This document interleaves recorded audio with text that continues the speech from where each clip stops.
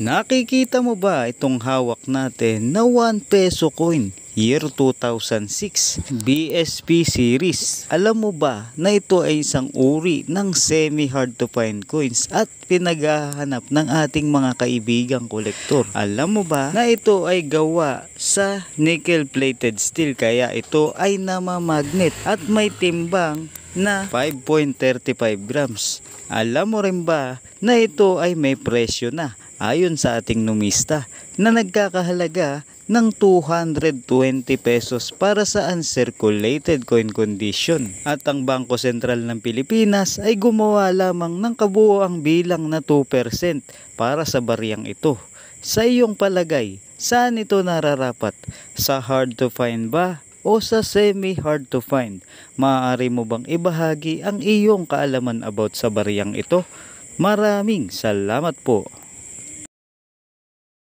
Nakikita mo ba itong hawak natin na 1 peso coin? Year 2006, BSP series. Alam mo ba na ito ay isang uri ng semi-hard to find coins at pinaghahanap ng ating mga kaibigang kolektor? Alam mo ba na ito ay gawa sa nickel-plated steel kaya ito ay namamagnet at may timbang na 5.35 grams. Alam mo rin ba na ito ay may presyo na ayon sa ating numista na nagkakahalaga ng 220 pesos para sa uncirculated coin condition. At ang Bangko Sentral ng Pilipinas ay gumawa lamang ng kabuoang bilang na 2% para sa bariyang ito.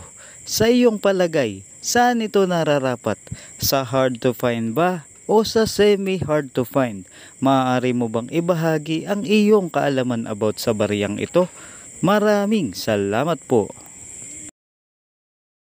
Nakikita mo ba itong hawak natin na 1 peso coin? Year 2006, BSP series. Alam mo ba na ito ay isang uri ng semi-hard to find coins at pinaghahanap ng ating mga kaibigang kolektor? Alam mo ba na ito ay gawa sa nickel-plated steel kaya ito ay namamagnet at may timbang na 5.35 grams. Alam mo rin ba na ito ay may presyo na ayon sa ating numista na nagkakahalaga ng 220 pesos para sa uncirculated coin condition. At ang Bangko Sentral ng Pilipinas ay gumawa lamang ng kabuoang bilang na 2% para sa bariyang ito.